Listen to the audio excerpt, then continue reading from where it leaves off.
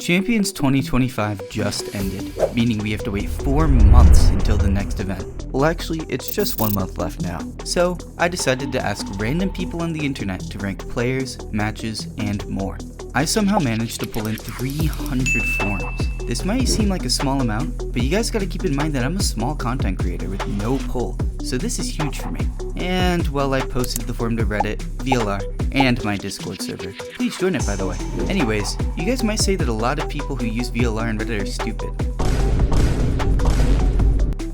Okay, yeah, I agree. They're stupid as but let's dive into this anyways. This could be the day I die for you.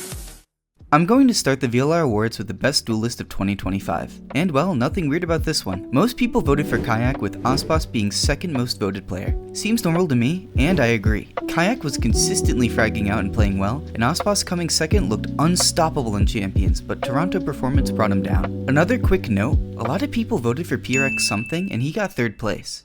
This could be the day I die for you. Next is the best Sentinel of 2025, and the most people voted for Alpha Year, which checks out with his insane year and amazing play in Toronto. Nats pulled in at 2nd, with Leaf trailing behind in 3rd. I can see why people voted like this, but I expected more votes for Scuba because he's a big reason to why NRG won Champions, the most prestigious event of the year, but overall, I agree. This could be the day I die for you.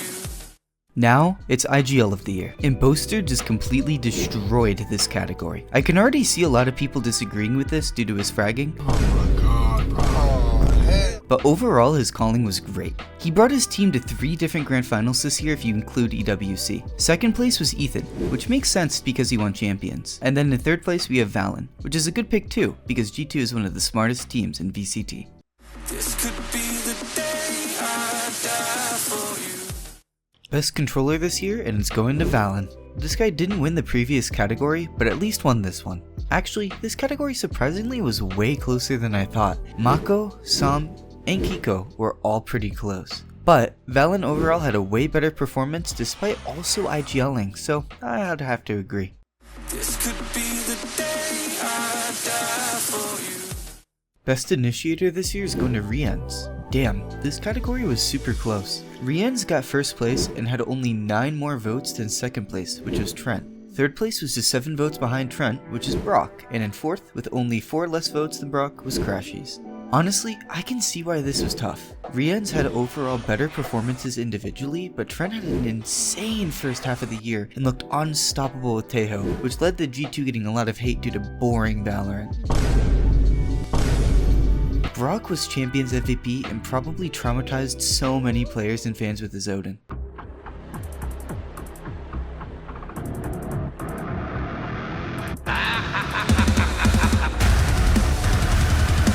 Oh my goodness, you're getting shredded, bro. Brock is there, Odin in hands.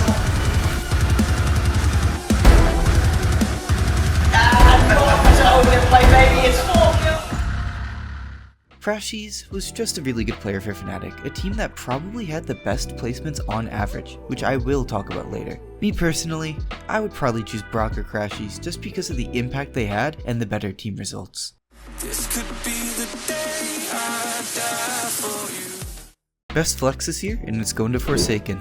This is probably the most one-sided category. Forsaken just dominated it, no diff at all. Kinda makes sense because he flexed the most out of anyone and was also Toronto MVP. But what is surprising to me is that not many people voted for Chronicle, who actually played really well this year statistically.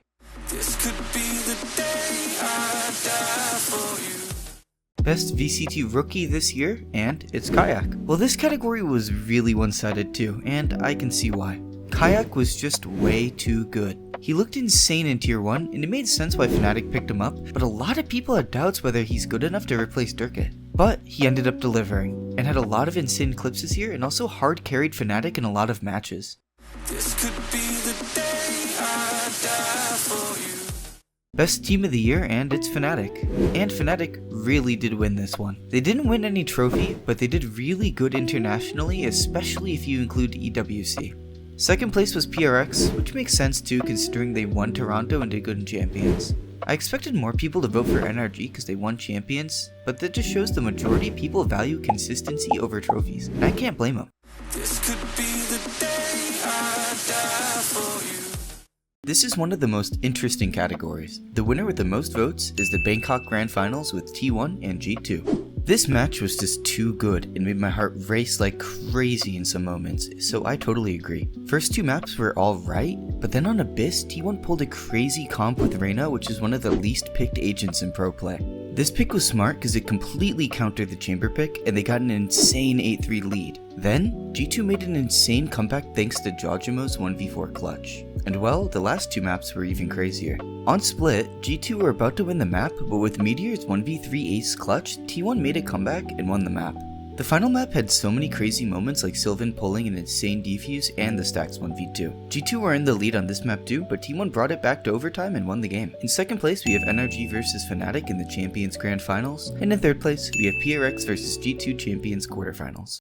This could be the day I die for you.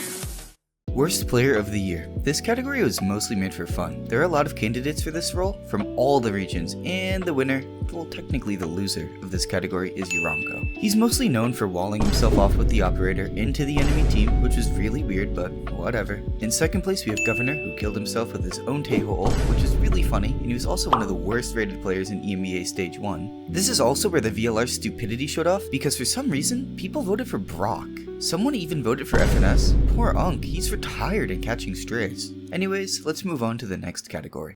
This could be the day I die for you.